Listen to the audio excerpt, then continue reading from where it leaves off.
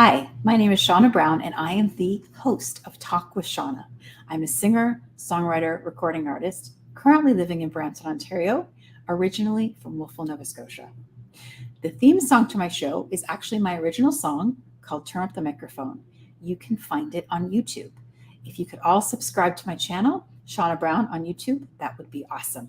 Thanks everybody for watching, and here's the show. Hello, everyone. You are now to Talk with Shauna right here on the Fired Up Network, Female Empowerment Movement. I am extremely excited to have an old friend that I am happy to say I've known for many years, went to high school with, grew up with, on the show today. His name is Morgan Farrell. Everybody give it up for Morgan. Hi, my friend. How are you? I'm wonderful. How are you doing? Good. It's been a while. We have a lot of catching up to do. But I am really excited actually to have you on the show because I've known you for so long and I've known you being in bands and, being a musician for a very long time. And so for everyone that doesn't know you as well as I do, where are you from originally and where are you currently located? Well, I grew up in Wolfville, Nova Scotia, and where we went to high school together. And I started playing music there, in high school bands and whatnot. But I moved out to Western Canada in 2001. And so I've been out here. I've been in Vancouver for about 15 years now. And this is where I reside. This is where my life is based out of now. And where I play all my music. It's a pretty good city for that. Yeah, that's amazing. 15 years. That doesn't make me feel old at all. I know, right? I know. Yeah. Okay. Well, I'd like the viewers to know, when did you first get involved in the music industry?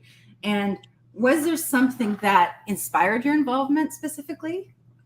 There's a few different ways to answer that one. I don't know if I didn't have a conscious thought that I was going to get into the music industry. I just sort of played, as lots of us do. And the longer you play and the more you book yourself shows and whatnot, all of a sudden you sort of find yourself in the industry. Yes. And so I don't even know. I don't know when I would say I entered it. It just sort of, it more came to me as opposed to me going to it, kind of thing. But if we really, in the 90s, in the mid to late 90s in Nova Scotia is when I first booked gigs that I got paid for, I suppose. So that would be, one way of measuring it. Sorry, what was the second part of that question?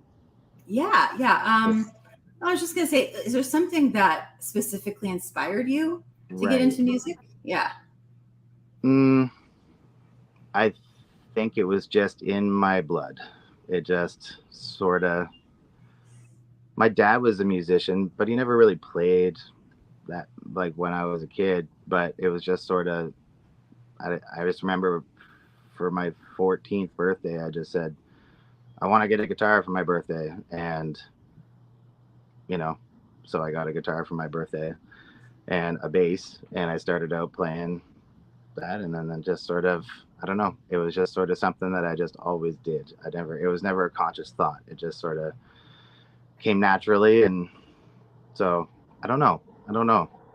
I fell in love with it very early on. And so I guess I would say I was inspired to continue and to keep pushing for bigger and better shows for my whole life. I'm still doing it now. So definitely. I know. I remember going to see you at different things like Valleypalooza. Used to play there. I mean, our own version of Lollapalooza, if anybody's wondering what that is. And I remember you always playing at that, and I thought that was really cool. And you're still going. So like, I'm really happy to know that. I have some pretty funny stories of you back in high school. I remember when we were all sort of into the punk scene, and I think at one point I remember you having spikes And I think Oh, I yeah. went to school with like this big ponytail spike. I don't know, like it was just, that was a good time. I still remember those times. They're very dear to my heart. It was the 90s and I know everybody. the 90s. You gotta love the 90s. Like, come Oh, on, yeah. Nirvana. Like we were part of that whole scene. It's Yeah. funny. My daughter just got a Nirvana shirt and she doesn't even know who they are. And I'm like, girl, you gotta listen to me. I gotta tell you all about this. Yeah, It was yeah. just really funny. So yeah, you were saying your dad was a bit of a musician. Yeah. Do you write your own music? Yeah, I do. I played, I worked in a cover band for about 3 weeks, like 20 years ago. And that was a bit of a turning point where I learned the difference between playing music for money versus playing music for passion. Yes. And I stopped playing in the cover band pretty quick, and because it was just a job. And the first couple shows were fun, but then after doing like 5 shows a week, for a few weeks, I just said, this isn't why I play music. I don't care about the bar tab and the $100 or whatever I was getting paid, So yeah, so I write all my own music. Blacked Out, I do a lot of the writing. I'm the sort of the main singer. We have our other guitarist Lee. He writes quite a bit of stuff as well, and he sings. He's like the lead vocalist on like a handful of songs. So we sort of like co-write or lead that band, but then a lot of the times, like the songs, I'll plop a fully finished song down and be like, here everybody. So yeah, I definitely write most of the stuff for Blacked Out. ATD is a little more of a collaborative kind of thing. ATD is a little more of like just like sort of straight ahead punk rock, like hardcore band kind of thing. Old hardcore, not like the new metalish jock hardcore stuff. Right. Yeah, and so those songs kind of like a little more simple and kind of just come together like kind of quick sometimes, like because there's only like 3 riffs and the song's like 25 seconds long or whatever. Like, and so it's a little easier to write collaboratively, whereas Blacked Out is, we do a little more like technical, songs are longer, lots of different parts. Part of my songwriting thing that I enjoyed, I don't know why, to be annoying, I suppose, is that I don't like playing the same thing twice. So even if there's like 3 verses in a song, I'll make sure that something is different. The melody will be a bit different. The chords might be a bit different. There's might be a riff that's different here and there. So, it's hard to write that stuff collaboratively, like when you're trying to make every single part of the song like slightly different than every other point of the song. Yeah. Well, Yeah. I mean, it keeps it fresh, that's for sure. And like you want to have that live feel of like you're jamming or you're kind of in that moment, right? And creating that Yeah. moment, right? So I get it. But yeah, but to write that down and for everybody to know, like it's kind of hard to put that stuff. Yeah, you kind of got to put it together and then mull it over and go, this part flows, make sure every part kind of like builds on every other part, and then so yeah, harder to improvise that kind of stuff and come up with it on the fly. True. I'm kind of going off topic, but have you come to Toronto? Have you done shows in Toronto? No. Oh. And I don't know why. It just has never really come together. Blacked Out toured out east once, and this was back when we first started the band, and we did not know anything. We didn't know what we were doing. We were, so we drove out east. Our first show wasn't even until like Kingston, Ontario, so we drove all the way across the country. I think it was Kingston. We played like a bunch of like small market stuff with like local bands, like shows that didn't pay anything. We had one promoter book us like all of our like maritime dates, and then we got to the first show and he said this show's happening but none of the other dates are happening, and so we ended up with like a week and a half before our next gig, which wasn't until like Winnipeg. Like it was like a disaster, Wow. A Yeah. beautiful disaster. I wouldn't change Beautiful it for the world. disaster. We were young enough and Mhm. naive enough that it was still like super fun, and but yeah, somehow like even in that tour, like Toronto just was like not a spot that we got to play. Yeah.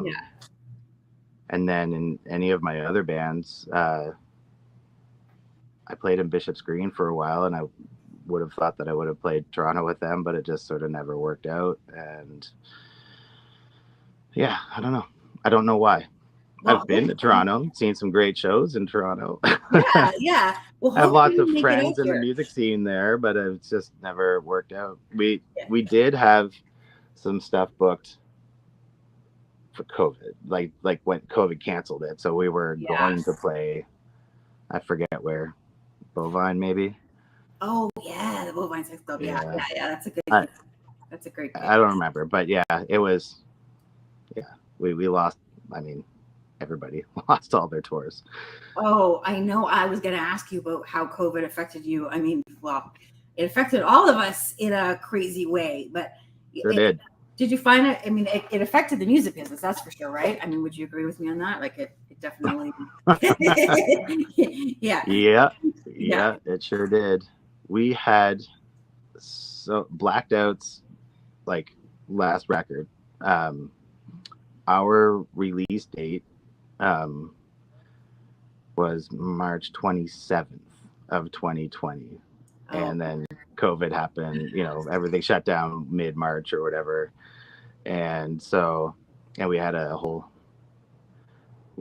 Eastern Canadian tour booked, a Western Canadian tour booked with Belvedere. So those were all going to be good shows, and we were starting to work on a Europe tour and had, things in the works and had our album release. We had the trajectory of 2020 was going to be a good year, jeez. I think we ended up canceling 60 shows or so, something like, yeah. Anyway, Yeah, super fun, but yeah, and then the whole thing of like, how do you release what do you do to release a record in a pandemic, right? Like, yeah. and who knows how long these things are going to go, and the same questions that everybody had. So I remember having a conversation with our label, and he was just like, I was like, man, what do we do? Like, do we release it? Do we save it and hold on or whatever? And he's like, I don't know. It's like, Yeah. it's not like there's like a playbook for how to release a record during a pandemic. I know. Yeah. There's no like Cliff's Notes or like. No. Yeah. So Yeah. anyway, we went ahead and we released it. Like, we just went ahead as planned, and and we lost a lot of gigs or whatever. I would say if I could do it again, I would maybe like release it, maybe not in the first 2 weeks of a global pandemic when everybody is worried about toilet paper and Yeah. they have enough, beans and flour and stuff. But Yeah. No, just like yeah, blocks in the mix of that. yeah, Everybody's like, toilet yeah, paper. totally. Like we lost. I'd say we just kind of got buried a little bit because of what the world was doing at the time. But we got some like good reviews, and then a bit later, I think people were just at home finding themselves with a bit more money because they're not going out or doing anything, and we sold a ton of merch and records without playing any gigs Wow. because people just wanted to like support. And yeah, so it was great. I was making multiple trips to the post office and packing up. It was a bit of a full-time job there for a little while, just packing up t-shirts and stickers and records and making 2 or 3 trips a week for a bit. So it was great. So we got to kind of like bank up a bit of cash to put into other things later, once things started firing up again. So I don't know, right? Was it good? Was it net? I wouldn't release a record in a pandemic again. I would hold on to it because I really miss playing all the gigs. That's like the most fun part for me is performing with. Yeah, definitely. Um, I mean, it seems like you did pretty well though, considering like with being able to sell your merch and doing well that way. So that's good. I mean, I'm glad yeah, it was really weird too. It wasn't like I was like posting stuff like, "Hey, buy our merch." Like I Mhm. just like sort of like we released a new record, so a bunch of people ordered it, and then I was just for content's sake making posts about like, "Hey, thanks for buying records." And another trip to the post office, and it just sort of did this like snowball thing, and I don't know. Anyway, so we really benefited in that way. We Yeah, probably would have sold more if we had been playing shows, but it worked out. that's good. That's good. Yeah. Um, I don't know if I don't think I've ever asked you this. Did you ever attend school for music? Is this something you studied? Did you study? No. Okay. No. Well, No. you I studied took like the real yeah. world stuff. I'm pretty like self-taught. I do have to give credit to do Tatro. Yes, I do. Very Yeah. well. So I took lessons from him for like, I don't know, 3 months or something. When my parents first got me that bass guitar when I was 14. My birthday is in April, and so I took lessons, but until John takes the summers off. And so I took lessons until John stopped for the summer, and then I never took lessons after that. So yeah, I got like 2 or 3 months of lessons, which was like a wonderful like sort of foundation. But then I just figured it out as I went along. Yeah, I mean, John Tetro is a very good musician. He's a very good guitarist. Like he's Yeah, up there. yeah, So that must have been a great thing for you to learn from him. I know he's good. He's really yeah. He did this thing where he'd try and work on some theory, like for like the first bit of the lessons, But I was like 14 and like, I don't care about this or whatever. This is yeah, boring or whatever, And yeah. then he always would say like, bring me a tape of some music that you're listening to and I'll like transcribe it for you. For me, he put it in tab because I couldn't read music. And so, yeah, the like second half of the lessons was always him going through like, I'd bring like a Rancid song because Rancid has fabulous bass lines or whatever, like and all the music that I was listening to that had like something like an interesting bass line, I'd be like, hey, can you show me how to play this? And so it was great because I got to like learn songs that I wanted to learn how to play. And as much as, I might have like resisted the theory stuff, like it snuck in there a little bit, it was like years later before it sort of clicked. Right. And I started going, oh, but every now and again I still can like hear John's voice and I can picture myself being in his studio and him showing me something. And like, that's like still like the foundations of my songwriting are still, partially due to him. So That is so cool. I yeah. love the fact that I know John too, because he influenced me a lot too in the music business and what I was doing with my music. Yeah. Okay, so what would you say your particular style of music is? Maybe we can talk about Blacked Out first. So what style of music is Blacked Out? For people that maybe don't know you. We're a punk band. And I know that that's like I a love very that. large umbrella, which covers a lot of, a lot of very different bands can be considered punk rock, So, I we're pretty like in the melodic. I think what people who are in the punk scene would call us like melodic hardcore kind of thing. Okay. Skate punk is a bit of a dated term now, I guess, but that would also apply to us. But yeah, lots of riffs, lots of melody. So don't really like to. I used to like kind of scream or try to. I don't know. I don't know I didn't know how to sing, so I was just barking stuff out. Right. But I didn't have like a good scream voice, and I was destroying my voice trying to do that. And I also was trying to scream melodies. Yeah. Yeah. And so it didn't really work out. So anyway, I've like worked a lot of my voice, and now we like kind of try and have more like it's all pretty melodic, and But yeah, a lot of riffs, a lot of like solos, stuff that punk music isn't necessarily known for, Yeah. while Yeah. still being a punk rock band. We tackle a lot of more like historically like kind of political stuff. Oh, Recently, we've gone a little more inward and a little more self-critical stuff. Because as you grow older, we have more experiences and you know yeah. Hmm. struggle with some things. And so yeah, I don't know. That's a very bad way of describing what Blacked Out is, but No, it's okay. I totally get it. No, that's cool. Like so, yeah. I mean, we'd say more so on the punk end of things. oh, How? it's all like at no point do we be like, here's a blues song. Like that's not what we do. Yeah, We yeah, yeah. do you and the other bands that you're in, are they punk as well? Like the ATV and you have Yeah. So you're I'm only really playing in the two bands right now, which is talking. wonderful because at one point I think I was part of like five, or it's a lot. It gets to be a Yeah, lot.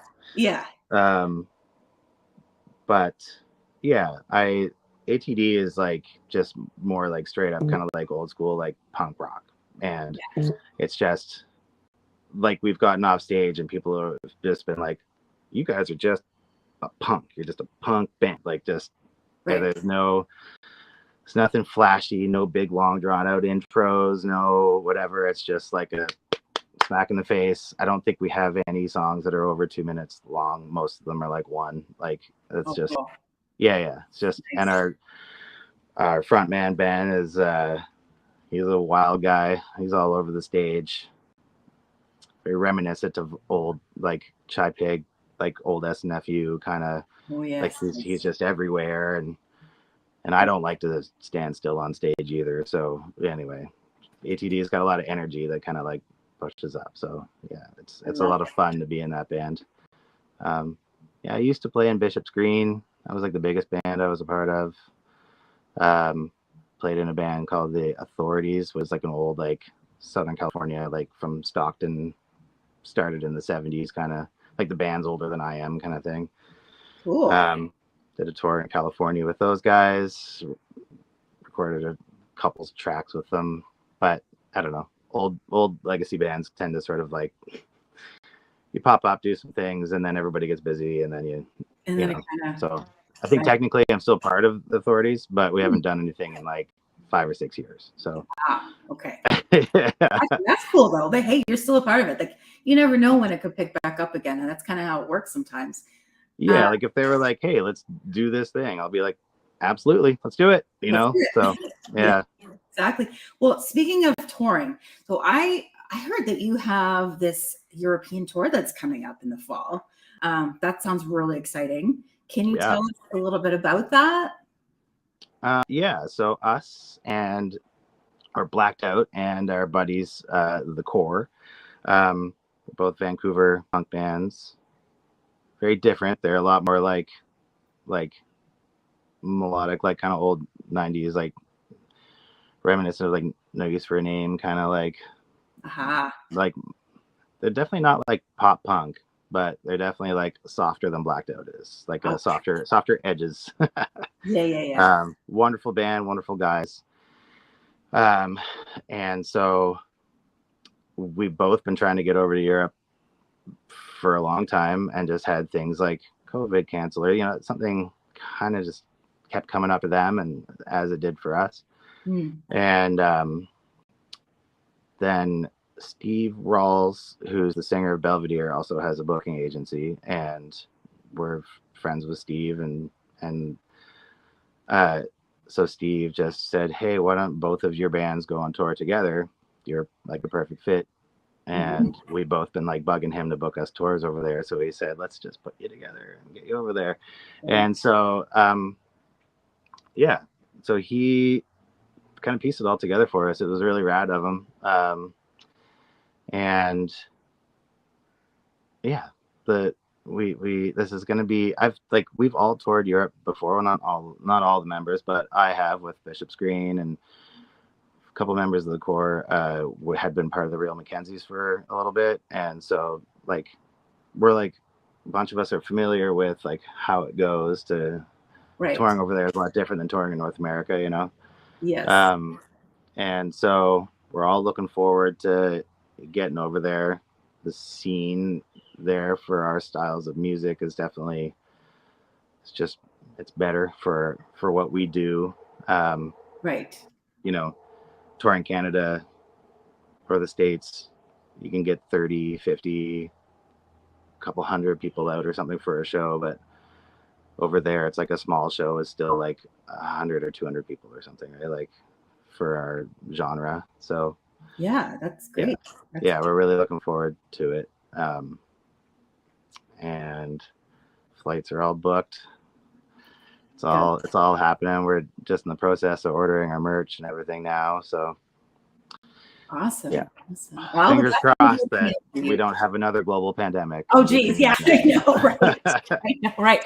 No, I'll definitely be looking out for you guys and seeing what you guys are doing. I wish I did punk music. I don't, unfortunately, but I have a very special place for it in my heart when it comes to that kind of music. So, yeah. yeah. Well, I was looking at some information about you, and it said that you are a mental health worker at PHS Community Services Society. Yeah. And I thought that that was really amazing. I thought that was very cool. Would you be able to tell us a little bit more about what it is that you do there? I think anything to do with mental health is so important, and I'm so pro like getting everybody educated on it and in sort of breaking the stigma that comes along with it too. So, can you just tell us a little bit about what you're doing there? Yeah. So the PHS is a organization that works in the downtown east side in Vancouver. You know, the history of it was of the organization was that, you know, they were champions of harm reduction before harm reduction was really even like, you know, in the greater dialogue.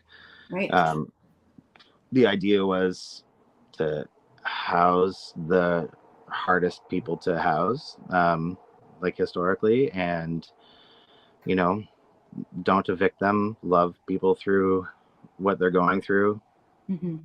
meet them where they're at, like instead of having like an unattainable goal for them and then cutting them off from services when they don't meet the goal that's not attainable. Is more like, let's make our services meet where they are, right? Right. And so that was sort of like the foundation of like the I guess mandate or whatever of like of how it started. That was back in the 90s, and it's grown. It's a massive organization now. They manage like a bunch of housing units and supportive programming. So like Insight, the original safe injection site in Canada, is operated by the PHS. Um, so that's where, you know, I worked there a lot for like a couple years. Hmm. My partner was the manager at the time of Insight, and so when I first started working in the PHS, when people would call in sick, I'd get like the elbow, you know, like, hey, can you work for me today? Right. Right. Right. Right. Right. You're Yeah. like, I wanted a day off, but okay. Oh. And so mental health worker is like the title of like most of the people that kind of work in the organization. So it can mean you can wear a lot of hats. It can mean that you're doing intake at the shelter or something, or it can mean that you're working in a housing unit. And, you know, working in housing means like you spend a lot of time sitting in an office and you're kind of just like pushing security locks to security doors so that, you know, because you do have to kind of control the flow with our population. Right. Yeah. Or it can mean where I've been the last number of years is I work like a mobile harm reduction van, and so I drive around the city. It's like an on-call service, and people can order harm reduction supplies, and I can go deliver them right to their house. Also, people report improperly discarded like needles that might be like in their back alley or whatever, and we'll kind of go pick them up. So I go grab a van in the morning, calls come into the work phone, and I drive around and and, you know, pick up needles and deliver harm reduction supplies to people. Yeah. So, but I'm actually like, I'm phasing myself out of that work because I got a new job where I'm building guitars and like kind of managing a guitar company here in East Van, Coloma Guitars. So it's very exciting. It's, you know, I think I'll end up missing like doing kind of working in the harm reduction field. Definitely. But at the same time, you know, it's tough on the heart. Yeah. You see a lot of pretty gnarly stuff and find yourself in some pretty, you know, I've witnessed some pretty horrific things over the years. And, you know, some people just, that's okay for them. For me, it's time to take a step back. Yeah. Because it's a large emotional toll. And I only have, you know, we all have sort of finite resources. Even love is infinite, but sometimes you run out of energy. And I really just want to be able to put my best foot forward with my family and my kid now. Definitely. And I don't like coming home from work after like a particularly hard day where I've like witnessed some like very traumatic things. Right. And coming home and just like needing to be like quiet and in space like for a bit. Like I don't want to do that. I want to come home and like walk in the door and be ready to be like, hey buddy, and like see my kid, you know. And so, you know, like I said, it's not for, it's, some people are fine doing it forever, but I'm bowing out a little bit. Yeah. Well, I mean, it sounds like you've been doing it for a long time, and, you know, to be doing that kind of job is, you should be proud of yourself because you really are helping out a lot of people, and it's a need in society. And the stigma about mental health, I mean, I always talk about this on my show, is that we should be able to talk about that kind of stuff very freely and be able to reach out if we need help. And there's a lot of people that don't understand it, or just feel embarrassed, or just they go along with the negative stigma that comes with it. And I like to share my experiences of, you know, I've had bouts of depression, anxiety, I've had other things, you know, and we should be talking about it, and we should feel open with each other and not be judgmental of each other, because there's a certain point, everybody needs help at some point in life, I think. So that's what I like to promote on my show. Absolutely. Yeah. And like, you can go and you can talk about it. Right? Yeah. It's pretty like funny. Like you know, same, right? I've had some low points in my life, and I've, you know,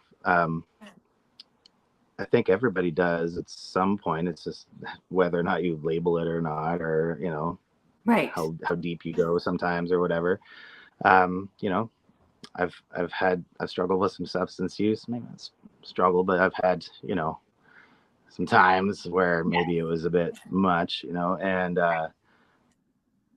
working with the population that I work with, I find like I can speak more freely with them about my experiences than I can with like people in my day to day, like in the normie life, because it doesn't, because of the stigma. Because you can't just come out and say like, yeah, I've been there before, you know, like people go, oh, maybe I don't want to. I don't know. It's just that people like are judgmental. Yeah. And I'm like, hey man, you know, I've like had some times that was like a decade ago, and my life is absolutely wonderful now. So like, why, you know, are you weird about hearing me even just say the words? Whereas like people in the population that I like work for, they get it. You don't even have to like have a conversation about it, you know, because they're living it, you know. And so yeah, you know, and it's like when you've been through it yourself too, it's like you feel like you can relate to the people that are going through it now, and it's kind of like not just somebody looking in a book going, oh, this is what the symptoms are, you know what I mean? Like you can really relate to where they're at. I see it like you go to the doctor if you, I don't know, break a bone or whatever, right?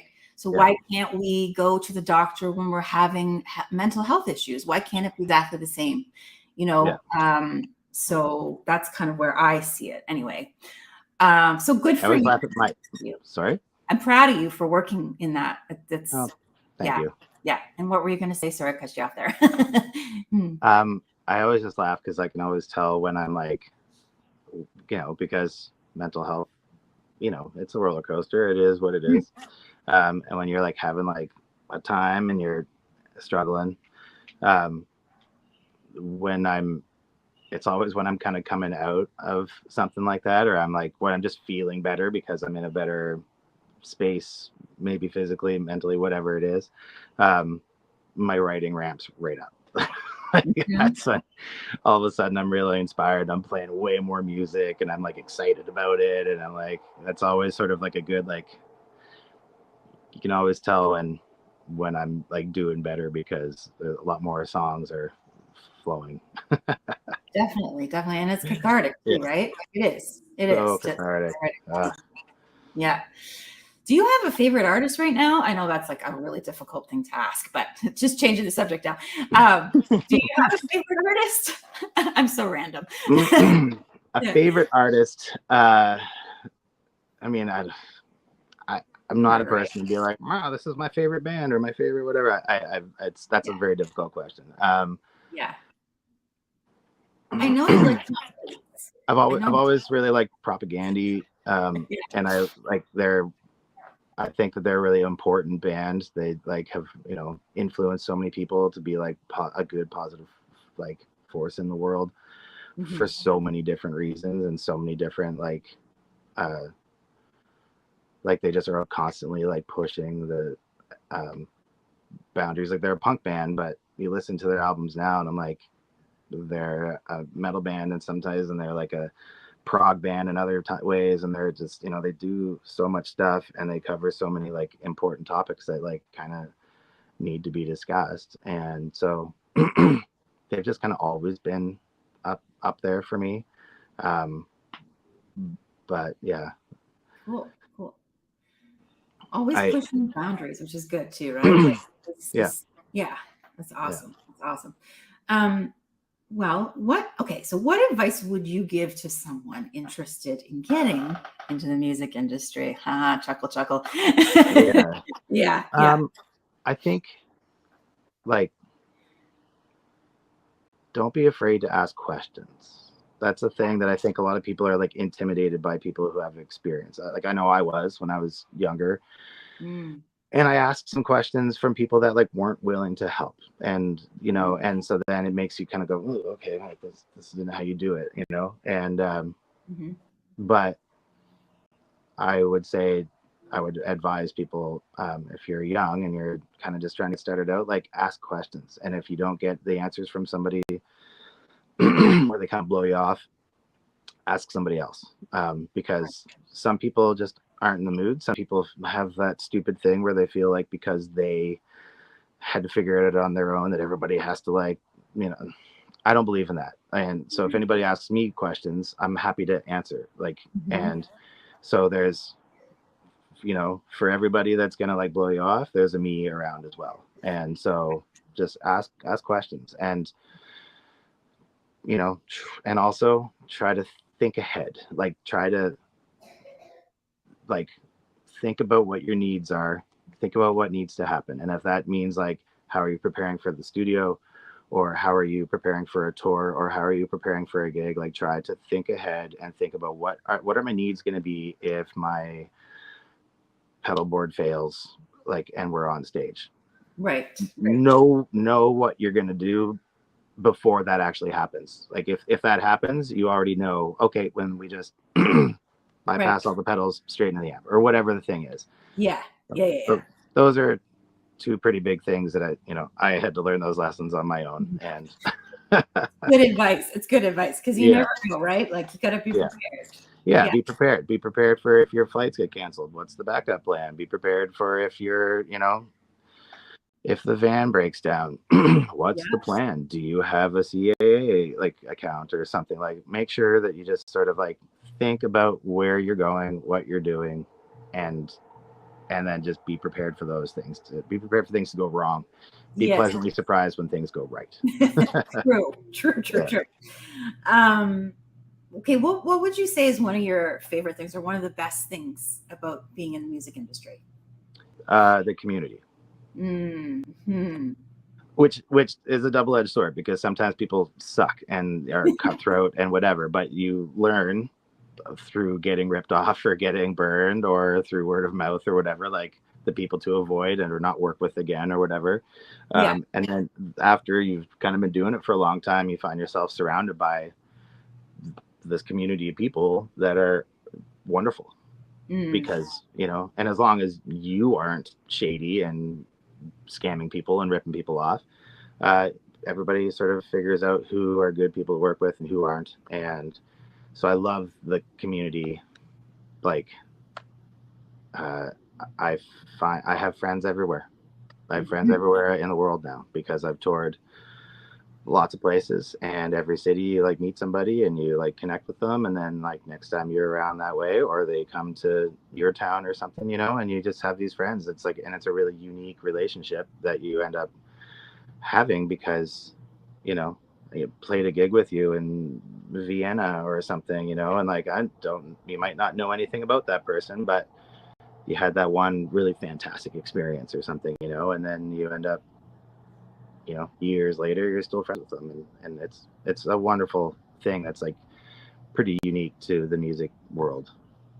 Yeah, I'd say, I mean, those experiences are stories you'll have forever, memories you'll have forever, right? Yeah, exactly. Yeah. Okay, what do you think is one of the worst things about the music industry? I mean, almost the exact thing. Like, yeah, it's the same thing. Almost. The community also can be terrible, because people, some promoters aren't great. Some other bands aren't great. I don't like when people are clearly like blowing smoke up your ass, or people who think that they need to like ladder climb in order to like make it through the industry. Like, I'm just like, man, just be genuine, be yourself.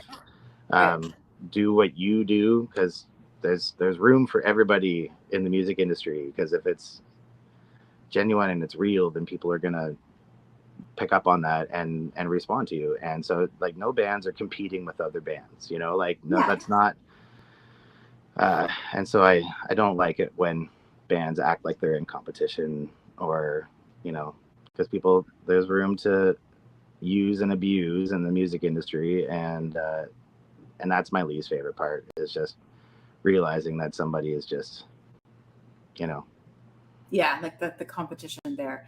It's like the business where they're treating you like a business and a commodity, and I'm like, man, that's just like not why I'm here, and and there is room for everyone. There is. If you're doing your own thing, then there's room. No one's going to be exactly the same as you. That's exactly how it is, right? I always say to people, like, I'm like, I write music for me, like, or like music that I'm gonna like, or that all of us in the band like. Don't write music for thinking like, oh, people are gonna like this. Like, I know that lots of people do that. I don't do it. I don't think that that's why you should be playing music. I think that you should just be playing good music that you love and enjoy, and that's gonna like translate. Right. You can smell it a mile away when people are writing songs that's just when it's not real. This will sell. I mean, you got to be happy with it yourself. And if you're not happy with it yourself, then I mean, what's the point? Like, there's just no point to it. Yeah, I get it. Do you have any upcoming projects? So I know you're going on tour. What is going on with your music? Like, do you have any upcoming projects that way? Like, so Blacked Out's been working on a new record for quite a while, because COVID kind of threw our whole rhythm off and whatever, and everybody's lives had to balance out after. I had a kid and businesses and whatnot, and so we've been working on a new record for a while, but it's coming together. We have excuse me, the songs are ready, like, to go, and we're like just working on pre-prod now and getting them ready to be like studio ready. ATD has been writing a new record again for quite a while, but like, we actually started making lots of progress recently and coming together. Funny thing with ATD is we can have like 15 songs, but it's still only, an 18-minute record or something. So Yeah. That's so cool though. That's yeah, cool. oh yeah, it's super fun. I have been, because I try to do like the Stephen King method, where I just try to write every day something, whether it's good, usable, might be a techno song, might be a country song, might be whatever. And so Yeah. in that process, I've come up with a bunch of songs that are like not blacked out songs, and they're not ATD songs, and I kind of have nowhere else to put music right now. So I've decided that I'm gonna do like a solo project where I just record all the parts and just put songs out, not as like a project to go perform and play shows necessarily, but just like just to throw a record out into the universe and see what happens. So That's cool. but that's definitely got to take the back seat to my actual bands. So I do have like a record's worth of like songs that are like 75-80% that just need some like tweaks and finishes, and then I'll actually like record it. So I don't know, I'll probably get to that like next year or That's so cool. Warren, I'd something. love But to do something with you. Like, I know my style is all over the board. I'm all right over on. the place. Like, All I'm right. techno, I'm country, I'm everything. Like, I'm all over the place. But I think it'd be cool if we should collaborate on a song. Do a collab, yeah, for sure. And that'd be cool, right? I'd love that. Yeah. That would be very cool. So okay, so you say you have that coming up, so that's really cool. Do you have a favorite music collaboration of your own that you've done or that you'd like to talk about? Do you have something that stands out? Not really, because I've never really like collaborated with anybody. Okay, well then I don't that's think you and me then. yeah, exactly. Yeah, I don't have I've never released anything with anybody else. So yeah, cool. I think we should collaborate. I really do. All right. I don't know if you've heard my new stuff, but it's all over the place. It's everywhere. It's like I don't even know what it is. It's awesome. Sounds great. Yeah, and do you have an exciting show? Like, what is your most exciting show that you've done, performed to date? Do you have one that sticks out? Yeah. Like when I played with Bishop's Green, I got to play some like huge festivals that, and like I was kind of like buddies with, a couple of guys, the drummer and stuff before I joined the band. But I don't think I quite realized like where they were in Europe. Like they're a big band over there, And so I joined Bishop's Green, and like 3 weeks later, we're playing like Bogota, Colombia, and like Mexico City, and like some pretty awesome gigs, And then, but like my fifth show with them, fourth or fifth gig, we went to Europe and we played the Sound of Revolution Festival, which is like a punk hardcore fest in Eindhoven.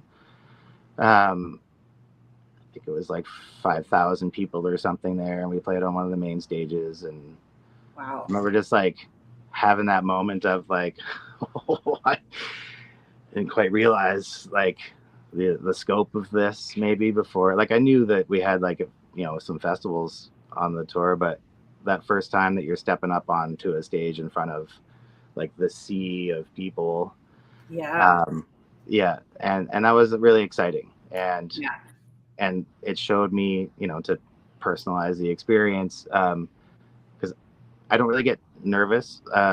Everybody always asks, it's like a common question as a musician, like, don't you get nervous? And I've never really gotten nervous. I kind of just get a little more like focused. So instead of like performing in like a flow state where I'm not really like thinking about anything, I'm just being and and playing, and I'm not like, there's no like mental process that's happening before what I'm doing.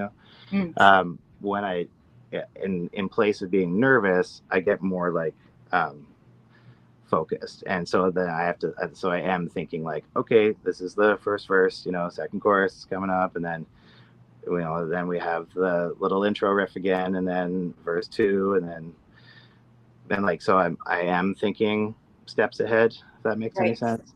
And so stepping on to the stage at that show, I definitely like zapped into that mode, and then I still got to perform like a fantastic gig, but it took me a while to learn how to like be on those sorts of stages and those sorts of crowds and also be in a flow state, because that's pure performance, as far, in my opinion, at least, when you're not thinking about it, you're just doing. Yeah. And so anyway, so that show was a bit of like a signifier for me, where I went, oh, okay, here's a thing that I want to work at. I want to get better at, um, achieving like a flow state in front of like a very large audience. And so, yeah. Definitely. Yeah. I mean, that makes total sense. And I don't know about you, but I've always had a dream of getting like a bunch of friends that have bands, like even from back home in Nova Scotia, and just all going on tour together, like all together. Like, I don't know, it's a dream I've had ever since like being back there, because we have so many friends that are in bands and musicians and things like that. Like, Isa and like all, and I always had that dream. I was like, we could all go on tour together, maybe one day. We'll see. But anyway, I'd like everyone to check out all of your socials. So can you tell us what your social media handles are so people can find you? All my personal stuff is just Morgan Farrell Music. I'm mostly active on Instagram and like Facebook by virtue of Instagram, I guess. Don't really do Twitter too much or TikTok or whatever, but I do have handles on there that are all Morgan Farrell Music. Blacked Out, everything is Blacked Out Band. Same there. We're mostly Instagram and Facebook, where we're most active. And ATD is under A Total Disappointment with underscores in between. And so, yeah, you can go find out. I love that name. I love that. It's just like, it sets the bar. It makes it a real achievable, like you can blow people away when they're already expecting. That's cool. I like all of the names of your bands, but that's cool. That's cool. Awesome. Hey, I want to give another shout out as well to my wife's band, Alien Boys. Oh, I love that. Oh, I didn't know you had a band. That's awesome. Tell her I love it. I love it. That's awesome. Darren is the singer of Alien Boys, and they're amazing, political punk rock. And they're a wonderful band, and they've played Toronto a number of times. I think they're going back in October. So are they? Okay, you know what? I should have her on my show. Ask her if she'd like to come on my show. I'd love to have her on the show. I like to promote everybody that I know that's in a band. For sure. Yeah, no, I know that they would love to be on it for sure. Like that. Yeah. They're always into like any cool promo. Yeah. I love that. Yeah. And I'm so excited that you have a new baby. That's how old is your baby? Tell everybody how old your baby is. 2.5. 2.5. 2.5. He's ripping around, full of thoughts and opinions, and learning how to verbalize those things. I love it, Morgan. I love it. Hopefully I'll get to meet him and your wonderful wife someday very soon. And I just want to thank you so much for coming on the show. Everybody check out Morgan's stuff on all of the platforms that we talked about. And I just want to say thanks again for being on the show. You're such a good friend, and I've been a fan of yours for many years. Still am. Keep checking, keep doing it. And before I leave, I just want to say, everybody, let the music live through you. Thank you so much, Morgan, for being on the show. Talk to you soon, my friend. Bye. Bye. Bye.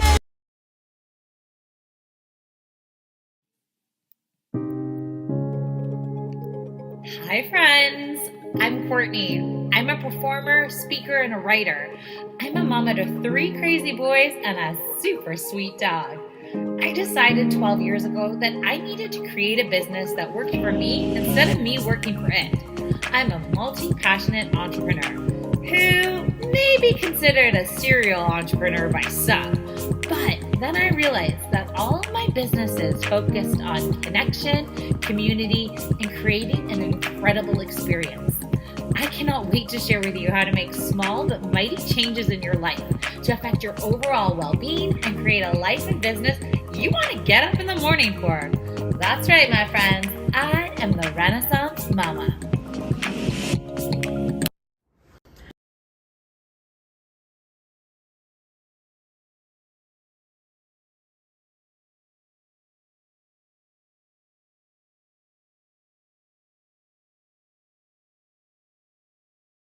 Hi friends, it's me, Courtney, the Run.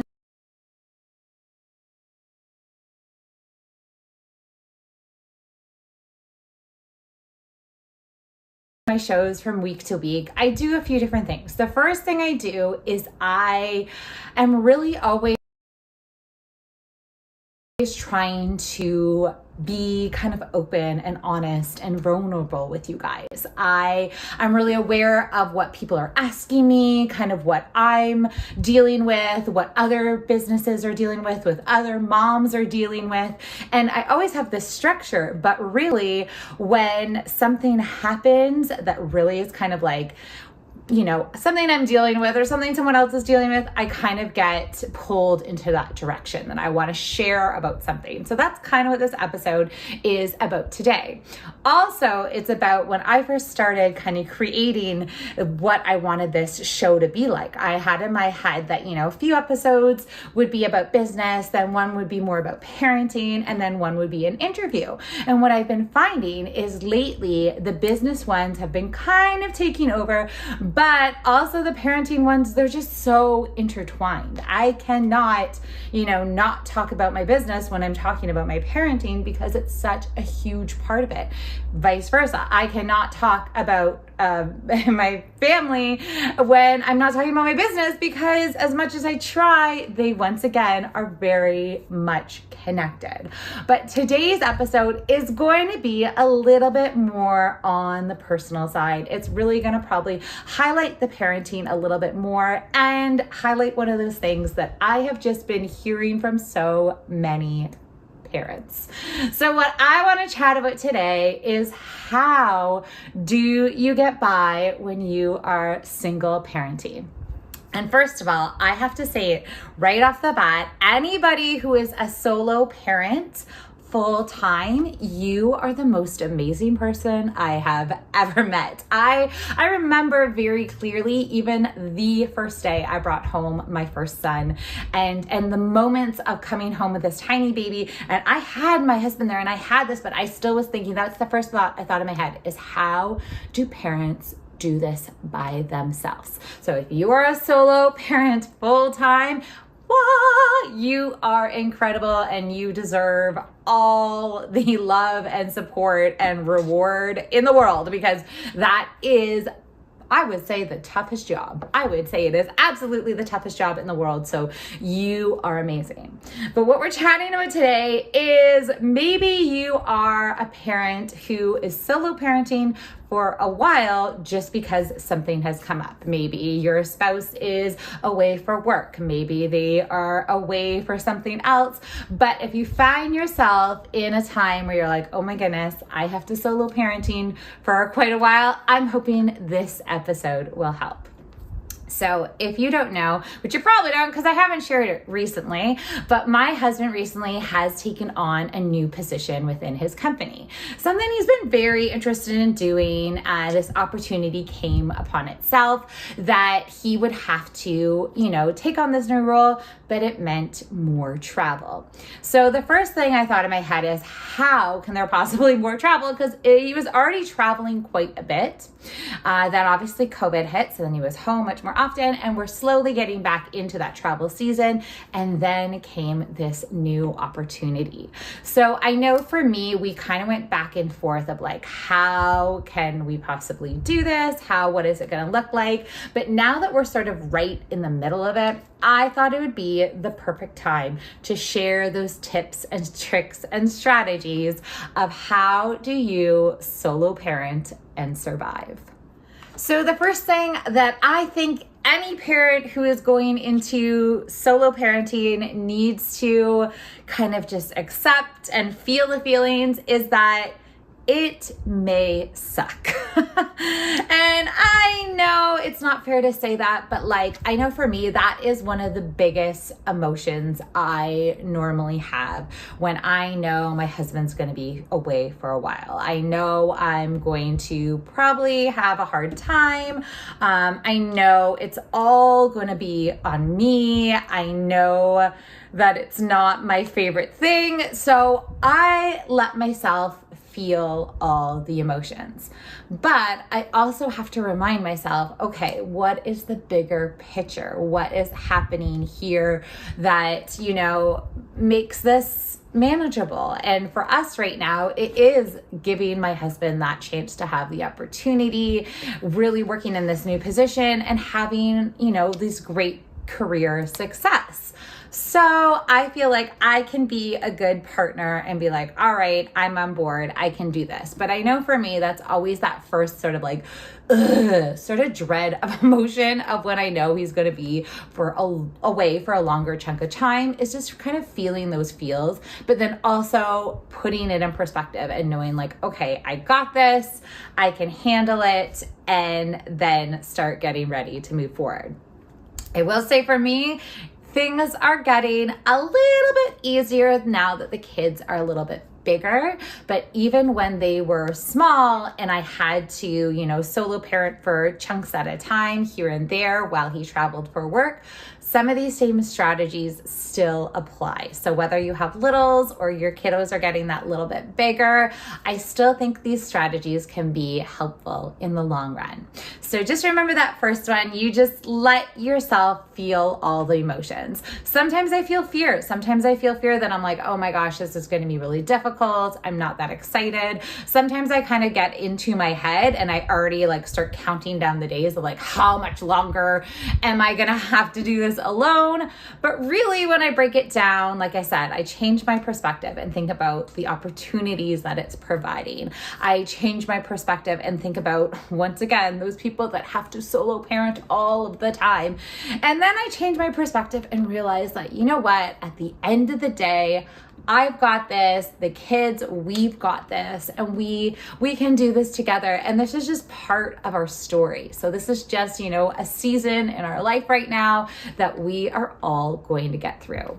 But I would say definitely feel the feels. If you feel any of those emotions that I did, feel them. Like you don't have to be afraid that that's how you're feeling. Like let yourself feel them, but then also realize it's going to be okay and that you've got this. So once you feel all your emotions and you're like, okay, how am I going to do this by myself? You, my friend, you're going to need a support system. So that may be family that's close by. And if you don't have family, maybe there's some friends you can reach out to. Maybe you're going to have to start putting yourself out there. I know for me, anytime my boys join a sports team or an activity, I am making friends right away. First of all, I do it anyways because I'm pretty outgoing and I like chatting with people. Most of my kids are also very social, so they find little friends right away. But I have definitely been known to sign up for, a hockey team or whatever it is, and before I even sign the dotted line or pay the fee, I make sure there is somebody on that team that if I need a help, if I need someone to give a ride, if I just need any support at all, I know there's somebody I can ask. So having all three boys sometimes in 3 different activities, I am looking for that support system, usually before the season has even started. I have to say I am extremely lucky that I have built a pretty strong village within my friends and my community. We have a lot of friends that live really close by. We have a lot of friends that I know I could call any moment and they would be there for my kids and my family. I also know that I try and provide that same, value to my friends as well, that if their kids need anything, if I'm available, I will pick them up. If I can feed them dinner, I can feed them. If they need to come on over because they're scared or nervous or I don't even know else, but they know I'm also available anytime. And I think building that community is such an important key to solo parenting. Because let's be honest, there's going to be times that the schedule is just going to be way too busy. You're not going to be able to handle it all by yourself. So you need to look for that support. I know sometimes when I'm talking to families who are also doing the solo parenting thing, and they'll complain that they don't have family close by. I will say my family are close-ish by, but they're also not as hands-on as they used to be. They're getting a little bit older. They're that little bit further away.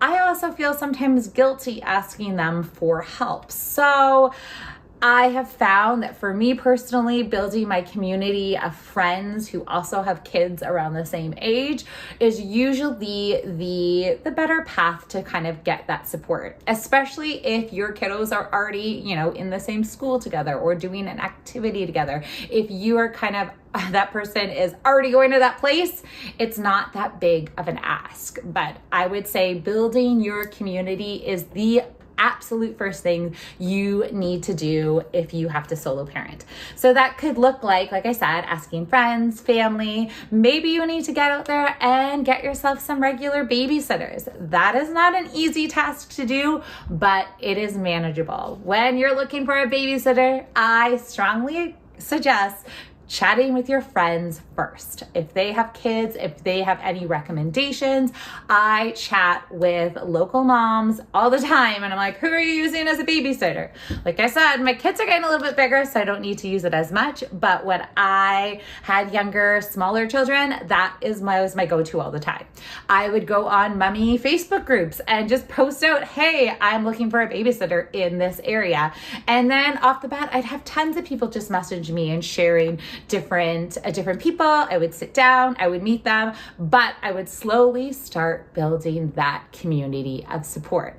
And don't ever have just one babysitter. Let's get that super clear. You're gonna need more than one.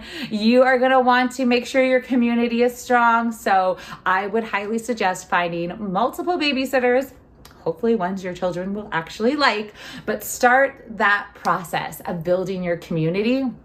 Because when you're solo parenting, you are going to need them.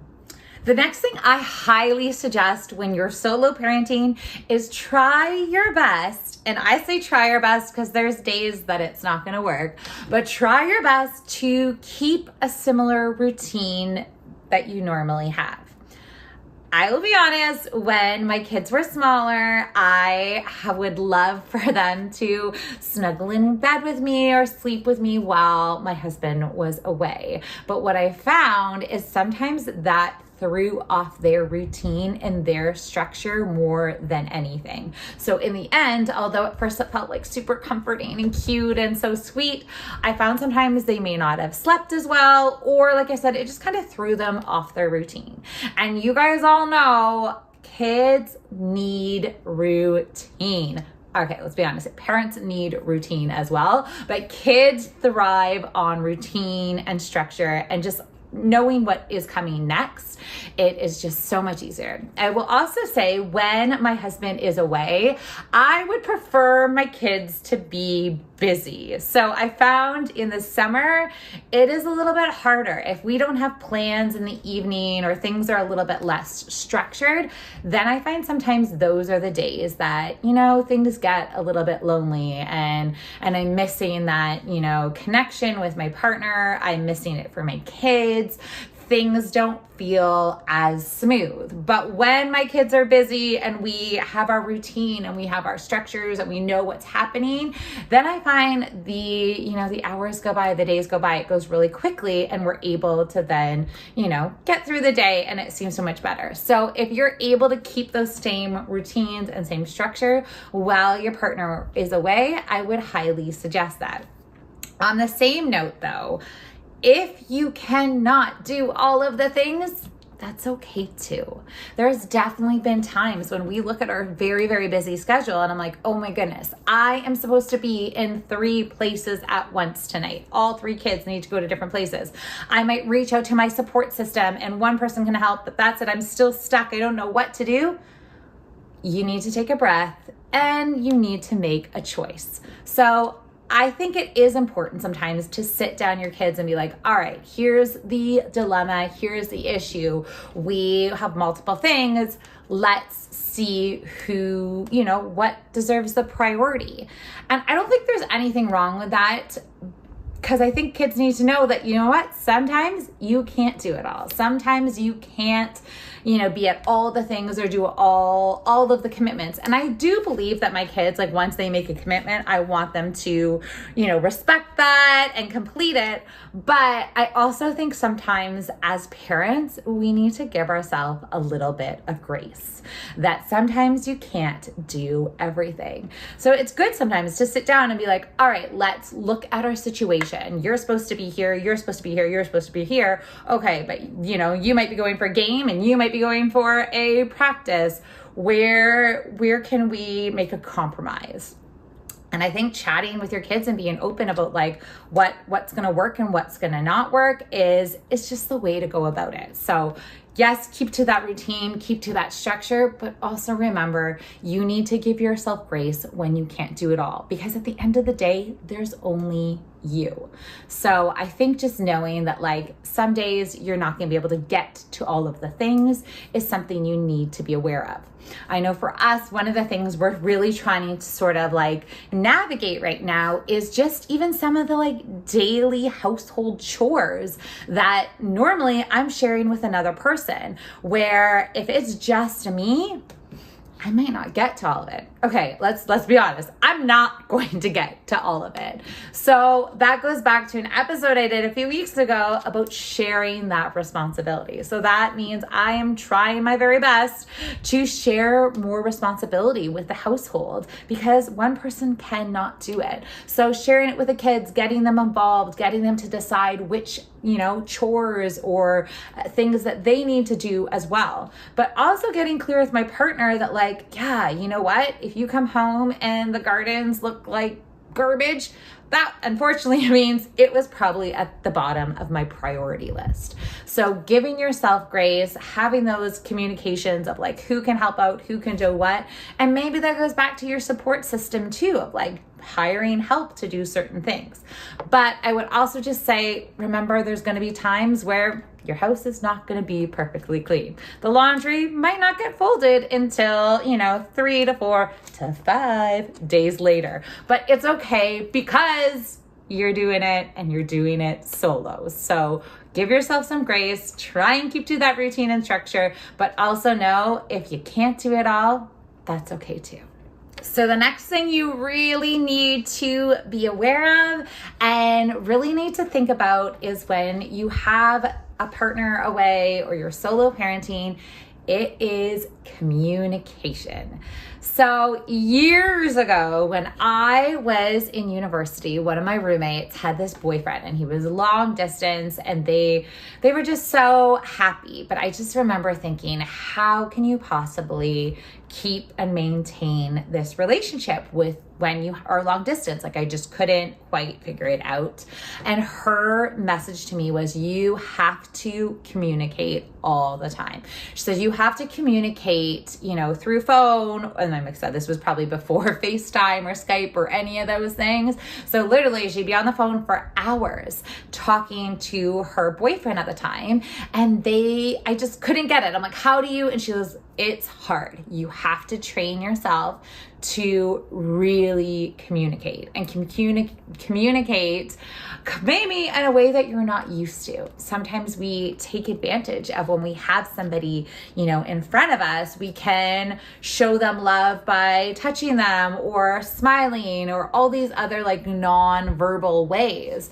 But when your person is not there beside you, you need to figure out how to communicate with them, through the phone. Luckily, we do have all these advantages now of we can text, we can FaceTime, we can really, build those connections, but you might take a while to really learn how to communicate. I know for me, I wasn't very comfortable. I'm still not great at having some phone conversations. Usually for me, if I'm having a phone conversation with you, I'm calling you up, I'm telling you what I need to tell you, and then I gotta go. Like I'm done. I need to get off the phone. I'm not somebody who's going to chat for a very long time. But when you are not going to see that person for a little while, you really need to make that communication your means of communication. So it might mean like telling stories of the day that you normally wouldn't tell on the phone, or really kind of breaking down how you're feeling or breaking down what's happening. It goes the same with the kids as well, like trying to maintain that like parent and child relationship. I know sometimes it's also hard for my boys to like hop on the phone. Like they want to be like, hey, this happened today. All right, bye, see you later. And that might be enough for them at the time, but eventually they are going to start missing that parent that's not there. So trying to create those moments of communication for not only yourself and your partner, but your kids and their parent that they're missing. So putting them on FaceTime, telling them, like encourage them to tell that story you told me earlier, or, trying to help and support that communication just so everybody is still, having those moments and able to communicate and connect.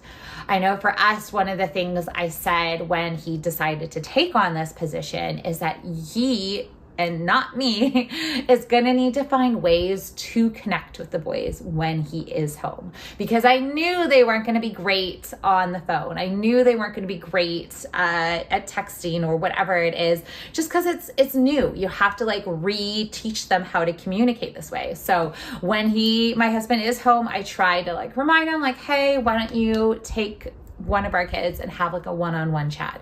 And they love it when they get solo time with their dad, or even solo time with me. Like I can see the passion in their eyes, and they just feel like so special. So if there's a chance when your partner is home, or if you're with them, or just giving them that extra attention because they might be needing it, but they might not be able to tell you that's what they need. I also found that it's great sometimes to meet your kiddos where they're at. One of my kids loves Snapchat, and that is how I communicate with him. So I send him funny little filters. We go back and forth. And I shared that with my husband. I said, you can do that with him and while you're away. And at first he thought, this is so silly. It's ridiculous. But you got to remember, is some of these kids, that is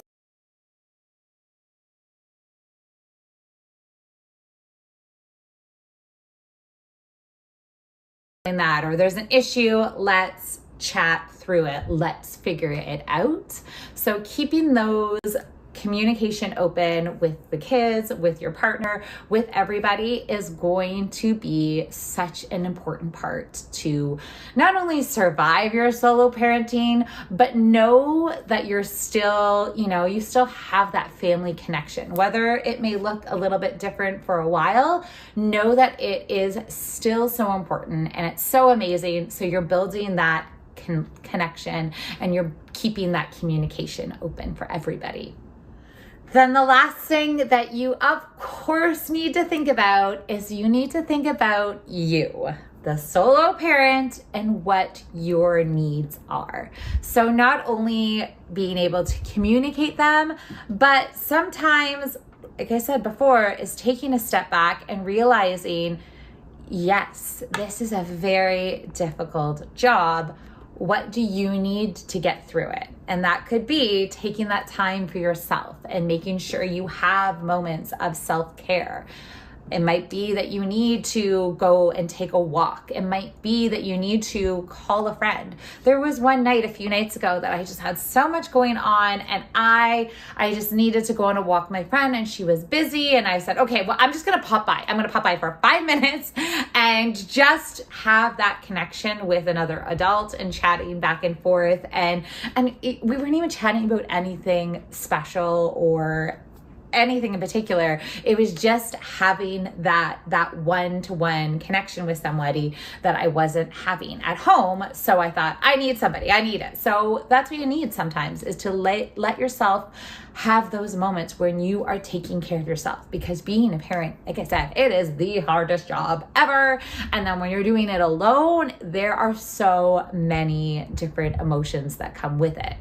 But I know for me, I can sometimes feel a little bit lonely. So I need to get better at being like, okay, wait a second, this is what I need right now. So it might mean reaching out to a friend. It might mean, having some extra times one-on-one with my kids. It might be, having those moments where I do my workouts and I feel great and I take the dog for a run. All those things that you need for self-care, do not put them last, especially if you're solo parenting, because you will hit that wall and then you are just going to you're not going to feel great. You're not going to feel great. And then you can just go in that downhill spiral. You can just, I don't want that to happen to you. So take the moment when you need it to have that self-care. And like I said before, if your kids are a little bit smaller, that might be when you need to bring in that support system, and do it before you hit that burnout. Do it before you get upset or angry or anything like that. Take the time to give yourself a mummy timeout and go read a book for 10 minutes or have a hot coffee or whatever it might be that you need. But when you are solo parenting, I think the self-care needs to be a priority, because I sometimes wait till the end of the day. And by that point, I'm exhausted. So even the self-care doesn't even feel like I'm taking care of myself. It feels like I'm almost like zoning out and just sort of like, and you don't want to feel that. So take those times throughout the day to, look after yourself, because you can't look after anybody else if you're not looking after yourself. And then before I leave you, I just want you to know that you're not alone. If you have people out there, and even when you think you don't, there is somebody. So look for maybe groups of other solo parents. Sometimes it's really nice to just chat with somebody else who knows what you're going through. If you have a friend who is going to be solo parenting for a while, reach out to them, send them a text, maybe send them a pizza, I don't know. But try and be there for your people, create that system of support, but also know that sometimes you just have to take joy in all the little moments. And if life is not looking, picture perfect or what you thought it was going to be, hopefully it's only for a little while. So you have that big picture in mind. Hopefully you have all your family on board, so the kids know why daddy is gone for a while. Well, this is why. Like, be open, have that communication, have those friends on call when you need them, have that support system when you need help. You are there. Know that you're going to give yourself grace when, the laundry's not done or we're not making delicious, healthy food every night. You can go ahead and order that takeout when you're really tired and that's all your kids want. But also find times to have those little moments, just those little simple moments. My boys and I still to this day love sometimes just having a movie night and popping popcorn, having a few treats, and all of us together on the couch watching a movie. It may not last for long, but it's those simple moments that, make me feel like I've got this parenting thing, I've got it down. And it's not easy doing it alone sometimes, but I know I'm not completely alone. So I'm hoping this episode helped you with some tips, some strategies, but really I'm hoping it just makes you feel like you've got this and you're doing your best. I always say to parents is that you are that kid's parent for a reason. So really at the end of the day, whatever you do is still going to be the best for them, because that's all they want. They want you. They want their parents, right? So we sometimes as parents may feel like, oh, I'm not doing the best job. Oh, I could be doing so much more. Oh, I'm failing at this. I wish I could do that. But I always have to remember, you are your kid's parent, so you are doing the best they can. They love you, and it's all good. So, my friends, that was a little bit of a crazy episode. I hope you enjoyed it. I hope you got something out of it, and I would love to hear from you.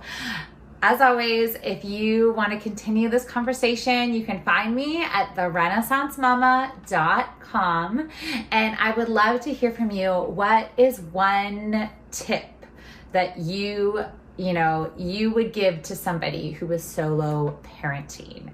And it could be anything. I want to hear what your one tip is. I know for me, sometimes it means, yeah, we're doing takeout on Wednesday nights because Wednesday nights are crazy. So it could be anything. It could be simple. It could be complex, but I want to hear from you. Also, if you have any kids ages 4 to 12, I have a really fun challenge going on with my musical theater program right now. It starts next week.